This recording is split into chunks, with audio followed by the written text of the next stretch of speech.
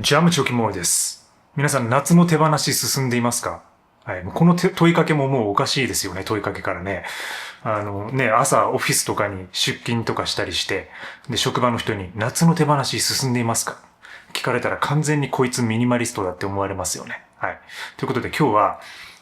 物を手放す順序について、話していきたいと思います。ちょっと改めてというか、ちょっと基本に戻るというか、物を手放すと一口に言っても、やっぱり順番が大切だなと思っていて、で、僕メンバーシップやったりとか、ラジオやったりとかしてるんですけど、いろんな質問とかね、人生相談、悩み相談が来るわけですけど、結局、物の手放しが完了してないっていうか、そういう人多いんですよね。やっぱりいろいろごちゃついて何か問題があるときに、結局、物をたくさん持っているっていうか、そこの整理がまずできていない。その部屋とか持ち物とかの整理ができていないまま、複雑なことに当たると。そうなると余計にね、その問題に対して解決するってことが、それ以前の、やっぱり生活の土台が整っていないので、問題を解決することが難しくなるんですよね。だから、いろんなその困難を乗り越えていく上でも、やっぱり整えておくっていうのは、それ物だけじゃなくてね、その自分の生活の仕組みとか食事とか睡眠とか、そういう生活習慣とか全てにおいてですけど、大事だと思っています。で、その土台となるのがやっぱり物の手放しっていうことで、で、自分がどういうふうな順序で手放してきたかをね、ちょっと思い出しながら話していきたいと思うんですけど、まずね、考えてみれば、僕そもそもミニマリストみたいな生活をする前から少なかったっていうか、テレビがなかったことがね、一つ大きいアドバンテージになっているなと思います。で、宮崎、九州で生まれて、長崎の方で生まれて、宮崎に4年間ね、大学で住んでたんですけど、その時は、最初テレビみたいなものあり、正確にはそのパソコンでチューナーをつけて、そのパソコンでテレビを見ていたわけですけど、それを持っていた。で、かつ、そのローソファーみたいなもの、ソファーも持っていた。そういうものがあったんですよね。で、上京するときに、こっち関東の方に来たときに、最初は千葉に住んだんですけど、で、社宅みたいなとこだったんですけど、その時点でですね、もうそのテレビと、そしてソファーっていうものを手放して、で、なんなら、何も持たずに来ました。ギターだけでしたね。ギターケースと、あとアンプだけを持って、上京した形になります。これもだいぶ変だと思うんだけど。でもその時は全くそのミニマリストっていう言葉も知らなかったし、そういう流行みたいなものも一切なかった時期なので、本当に何もない状態で入ってきて、買い揃えていったわけですよね、普通に。で、やっぱ買わないと生活できないって思っていたから、最初初任給で椅子を買いました。今持ってるトラックファニチャーというね、椅子なんですけど、これとはまた違うモデルで椅子を買って、最初テーブルだ。テーブルを買って、で、しばらくして、その1ヶ月後に椅子を買うってことをやりましたね。だから最初は椅子のない生活をしてたんですけど、で、結局、冷蔵庫、電子レンジ、洗濯機みたいなもの、そういうものを揃えて、で、ベッドっていう風に揃えていくわけですけど、で、たくさんものがね、普通に一人暮らしの生活分の家具が増えたと。で、ミニマリズムに入ってから、じゃあ何から手放したかというと、その時点でだからそのアドバンテージはあったわけですよ。つまりそのテレビを持ってないってこと。で、ソファーがないってこと。これが、自分にとってはすごく大きかったなと思います。だからもしそれを持っているのであれば、一番最初に手放すべきはそれなのかなと思いますね。ただやっぱり、これ難しくて、この時点でも。やっぱりそのテレビをね、ずっと見ている人とか、テレビがないと寂しいとか、いう人もいると思います。だからその自分の生活に組み込まれていている人は、なかなかそのテレビすら、手放すことができないという人はいると思います。だからそこは習慣的なところとも関わってくるんで、なかなか手放すことは難しいんだけど、でもやっぱりそのテレビを手放すだけで、まずその見る時間もそうだけど、物理的にもやっぱりそのテレビっていう圧迫感がある黒い大きなものが部屋の中からなくなるってだけで、ものすごくスッキリします。一気にミニマリストっぽくなります、部屋が。で、かつ、テレビの下にあるテレビ台とかですね。あとはそれに伴うゲームとか DVD プレイヤーとかそういうものも持ってる人もいるかもしれません。そういうテレビに関わるものを手放すことができるので、だから結構ね、それって大きいんですよ。だからテレビ単体で見るとちっぽけなものかもしれないけど、それに紐づく道具って結構あるので、だからそういうものを手放すことができるので、テレビを手放すことはやっぱり結構スペースを作ることになりますね、部屋の中にね。だから、まずはそれって感じですね。で、もう一つはそのソファーっていうところで、僕はそのソファーを何度も入れようとしたこともあるし、その学生の時にローソファーを使っていたってところもあって、そのソファーの良さについて、使い心地とかの良さについては知ってるつもりなんですよね。で、今でももうちょっと部屋が広ければソファースタイルもいいな、なんて思ったりもしてます。ただ、今ソファーがない中で20年間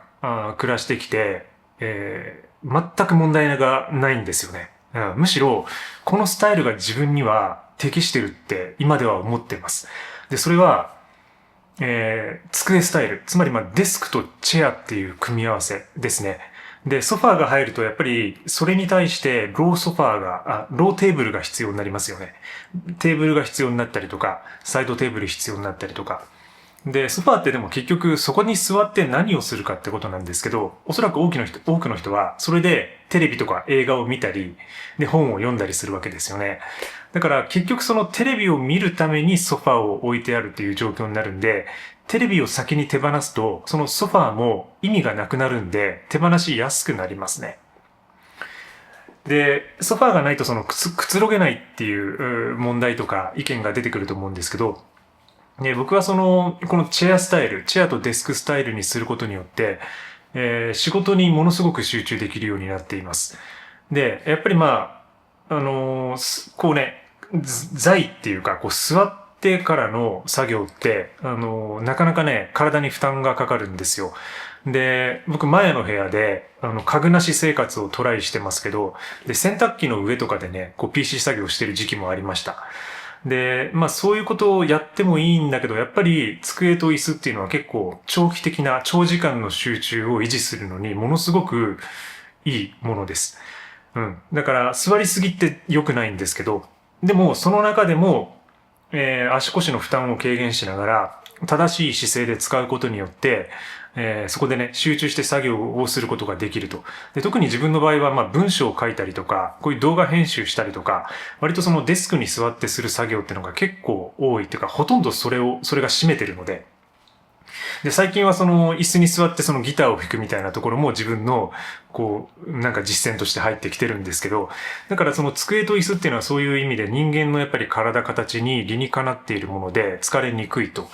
で、そこでだから作業をする。だからそれだけで十分なんですよね。で、じゃあその休憩はどうするかってことなんですけど、僕は休憩は、こういうところで普通に、ゴロンとゴロンとやったりとか、あとは逆にその外に出る。で、散歩する、ウォーキングする、シティハイクする、みたいな、ランニングする、山に入るみたいなところで、外で休憩するようにしていますね。で、その方がね、やっぱ気分もリフレッシュするし、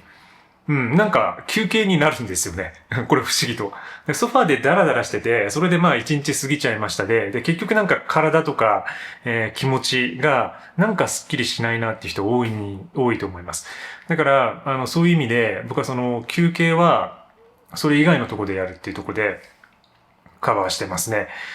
だから、結局そういうふうに机と椅子があれば全然大丈夫だと。で、それにプラス家具はベッドっていう、そういうふうなスタイルに落ち着いたわけです。だからつまりその、修道院的なスタイルっていうのか、ベッド、机、椅子、部屋に置く家具はそれだけにするっていうこと。そうするだけでもうものすごくもうミニマリスト部屋になりますし、何もなくなります。で、広く使うことができます。で、こういうふうに、本当にもう疲れた時はこうやってね、夏とかはゴロンとやっちゃったりとか、あとはこうやって遊んだりしてますね、よくね。こうやってね、部屋を広く使って遊ぶことができるので、やっぱすごくね、そういう意味でも、その椅子、机、ベッド、あるいはマットレスっていうその3点スタイルっていうのが、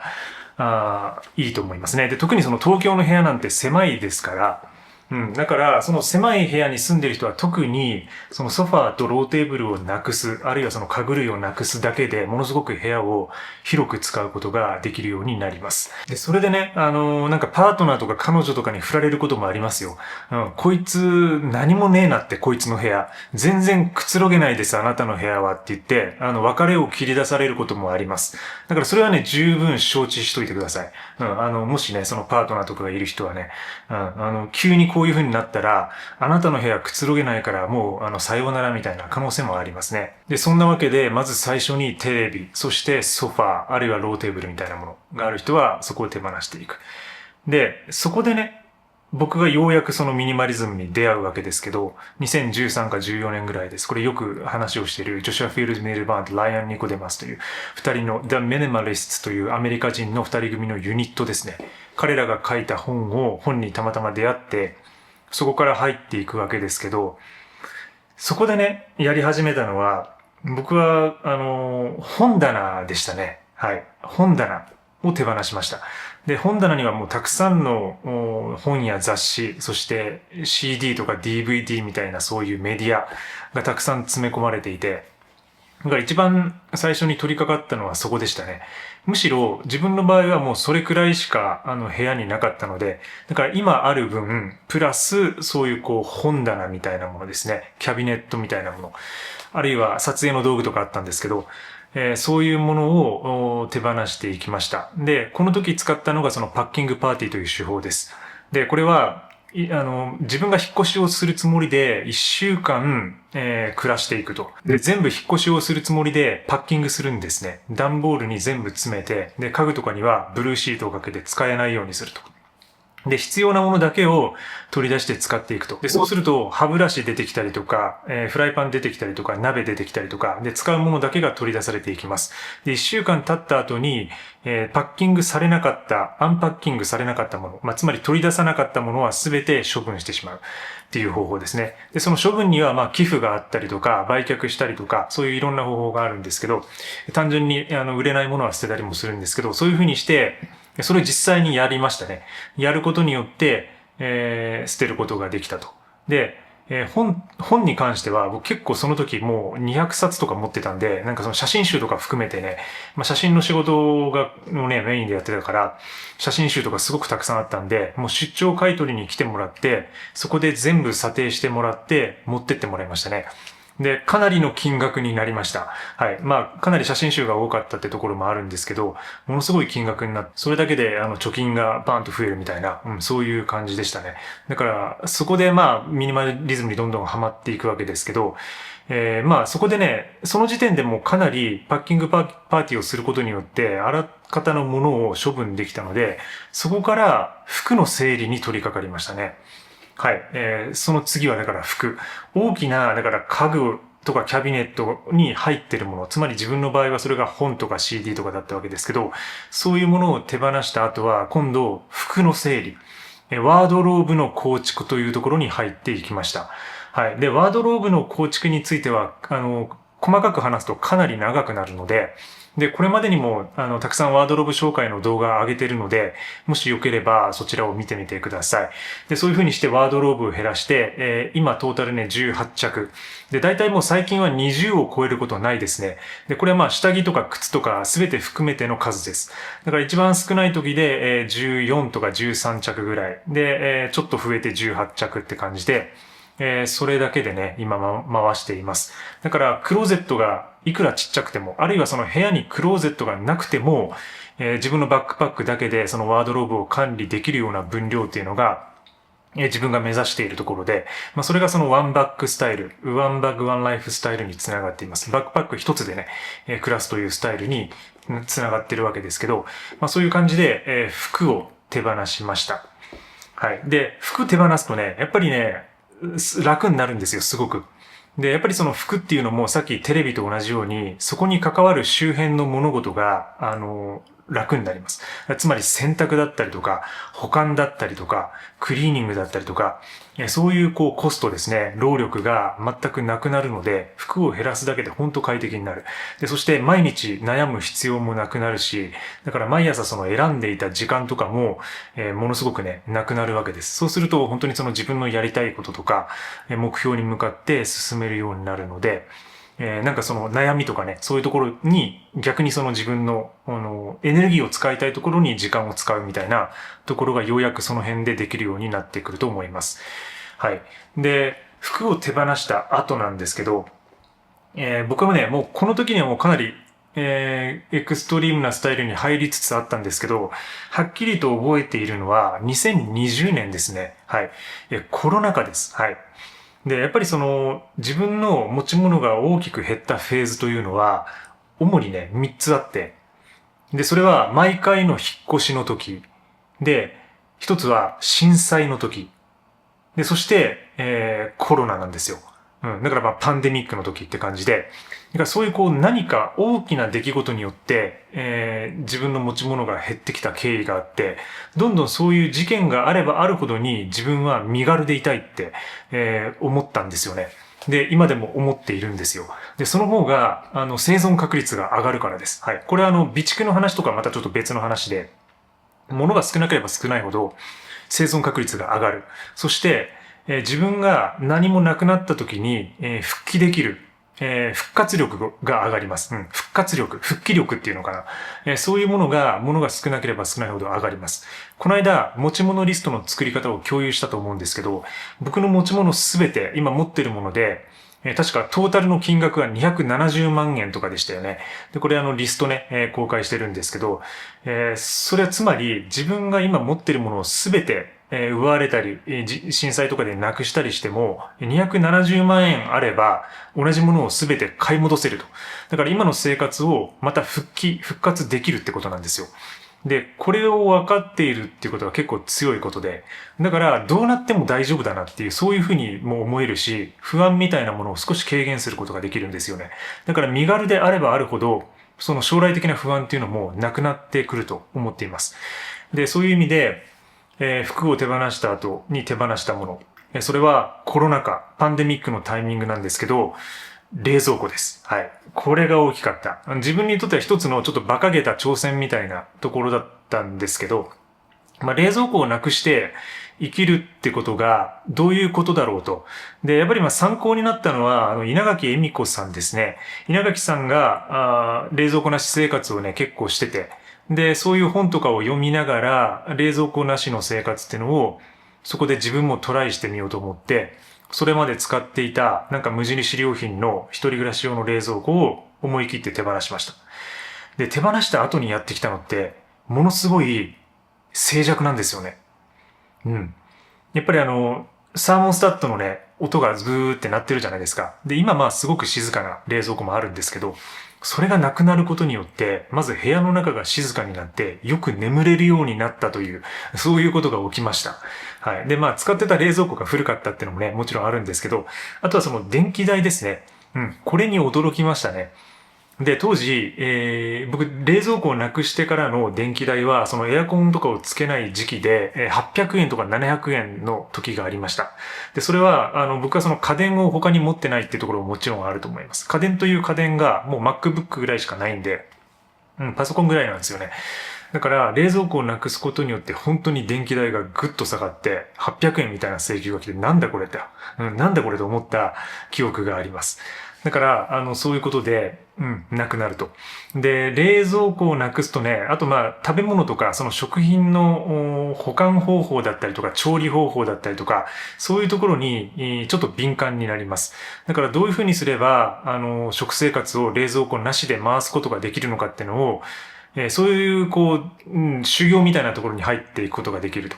で、僕はトータルね、3年間冷蔵庫なしの生活をしているので、で、前の部屋では備え付けのね、冷蔵庫ちっちゃなものを使ってて、今はまた買い戻したんですけど、でもその3年間で得られたことは、やっぱり冷蔵庫なしでも人間は暮らせるんだっていう自信だったりとか、あと今後もやっぱりそういう震災とかで電気が止まる、冷蔵庫が使えないって状況は必ず来ると思います。だからそういう時に自分はその冷蔵庫なしでも生きていけるっていう、まあ一つの、技術というか、あとこう自信みたいなものもあるので、それを一度経験しておくっていうのは、すごくいいことだなと思いますね。ただやっぱり現代を生きる上では冷蔵庫があった方が便利なのは確かで、だから僕買い戻したのもそうで、やっぱりその食品の保存をできるっていうのは、それ自体がやっぱりその震災の備えにももちろんなったりもするんだけど、同時にやっぱりその調理だったりとか、毎回の料理をするコストですね。そういうものをトータル的に下げられるので、コスト面で考えれば冷蔵庫があった方が有利になると今は考えています。これもでもやっぱり冷蔵庫なしの生活をしたから分かったことであって、で、冷蔵庫なしの生活をすることによって僕はもう一つね、その山と町の生活のマージっていうことをそこで実験的に行いました。だからこれもね、一つ自分が身軽になったポイントの一つで、冷蔵庫をなくして、つまりその山の中に入るってことは、当然その山の中に冷蔵庫を持っていけないわけですから、同じような状況を作り出していることなんですよね、都市で。都市において山のような状況を作り出すと。で、その時、山小屋みたいなね、ちょっと、山小屋、ほぼ山小屋みたいな、渋谷の屋上にあるペントっていうところに、自分はペントって呼んでたんですけど、そういう部屋に住んでたんですけど、だからそこを本当山小屋みたいな感覚で冷蔵庫がないことによって使うことができていました。だからそこで、よりね、そのハイキングとかアウトドアの技術みたいなところを、取り入れて、で、それは技術的にもそうだし、使う道具ですね。だからその時期に、山と同じクッカーを自分のキッチンで使うようになったりとか、包丁とかそのナイフの類を手放して、ビクトリノックスの小さなナイフ、今もそれだけでやってます。で、料理するようになったりとか、そういうところを身につけられたと。で、それもすべてその冷蔵庫を捨てたとこから始まってるんですよね。で、冷蔵庫を置くスペースというのは、正直ね、どういうマンションであっても大体その冷蔵庫のスペースって作られてるんで、冷蔵庫を手放したからといって部屋が広くなるわけではないと思ってます。逆にその冷蔵庫分のその四角のスペースがぽっかりと空いて、なんだこれみたいになるんで、ただ僕はそこにね、田舎の野菜売り場みたいに新聞紙を引いて、こう野菜とかを保存してたわけですけど、やっぱりこう床に保存すると、床ってやっぱり上よりも冷たいので、結構保存ができるようになるんで、そういうふうに保存してたんですけど、でもその手放したからといってそんなに劇的に部屋が広くなるわけではないということは覚えておいてもいいかもしれません。はい。で、冷蔵庫手放して、最後ですね。最後同時期に手放したものがインターネットです。はい。これ正確にはインターネットの光回線を部屋に引くこと、そしてそれに付随する機器みたいなものと言ってもいいかもしれませんね。だからいわゆる大体その光回線を引いて、で、そこにその Wi-Fi の機器とかモデムみたいなものをみんなね、回線につないでいると思うんですけど、僕はそれもね、冷蔵庫と同じ時期なので、2020年ぐらいに手放してます。はい。で、これによって、一番大きなのは、通信コストですね。毎月4000円とか5000円ぐらいね、多分インターネットの料金かかってると思うんですけど、それが一切なくなりました。はい。で、かつ、その部屋にね、やっぱりその Wi-Fi の機器があるっていうのは、どうしてもね、自分の中で見苦しい、見苦しいし許せないっていうのがあったんですよね。電源も取るし、で、線を引いて、ね、その線がごちゃごちゃとなったものが部屋の隅っこにあると。で、それがね、なんとなく嫌で、で、それをなくした時に本当に身軽になりましたね。またもう一段身軽になって。で、それは部屋の中のその視覚的なクリーンさもそうなんですけど、インターネットがない状態でどこでも活動できるって。だから家の中での状況と外に旅に出てる時の状況が全く同じになったんですよ。で、結論としては、すべて、テザリングでやるってことなんですけど、自分が、契約しているキャリアのテザリングでやると。だから当然そのテザリングの料金はかかってきます。で、そこでね、大量の通信をやることになるので、そこの料金はかかってくるんだけど、それをね、計算して、自分のそのプランとか、キャリアでうまく計算して、そのインターネットを家に引くよりもそれを手放してテザリングでやって、かつ料金が下がるみたいな方法を取りました。で、それをやることによって、全く問題がありませんでしたね。で、当然、僕こういう YouTube とかもやってるんで、やっぱ動画ってものすごくね、容量を食うんですよ。だからこういう発信とか YouTube とか、そういうものをちょっと仕事的にやりながら、テザリング一本だけでやるリスクって結構高いと思うんですけど、僕の場合はたまたまその場所と運が良かったっていうのはあります。だからやっぱ自分が住んでる場所でちゃんとそのテザリングが機能して、大容量の通信ができるのかっていうのを確かめる必要があります。で、僕はたまたまその時住んでいたところが、全然ね、速度も落ちずに使えるようになっていました。で、ただね、最近は、やっぱりそういう人たちが増えてるせいか、あるいはその人が増えてるってところもあると思うんですけど、若干ね、その通信速度が落ちてたりしますね。落ちてるように感じますね。だから、そこで一瞬身軽になって、その生活をトータル、今も、ネット回線契約してないんで、6年ぐらい続けてるんですけど、若干そういうパフォーマンスは落ちたかなと感じています。で、ただ、それを感じて、今、この住んでる部屋に関しては、備え付けの Wi-Fi がある物件を選びました。だから、つまりインターネットが無料で使える物件をあえて意図的に選んだっていうことです。で、それによってね、手放したままで、今もだから光回線とかは契約一切していません。で、かつ、それなのに部屋の中で、大容量の、そしてかなり高速の、インターネットを使うことができています。でもちろんそれって家賃に含まれているコストなので、無料で使えているわけではないんですけど、でもそれでもね、やっぱりないっていう、それを契約していないってことは、解約する煩雑さだったりとか、そのサポートに連絡する煩雑さだったりとか、あとは次の引っ越しの時に引っ越しの手続きをする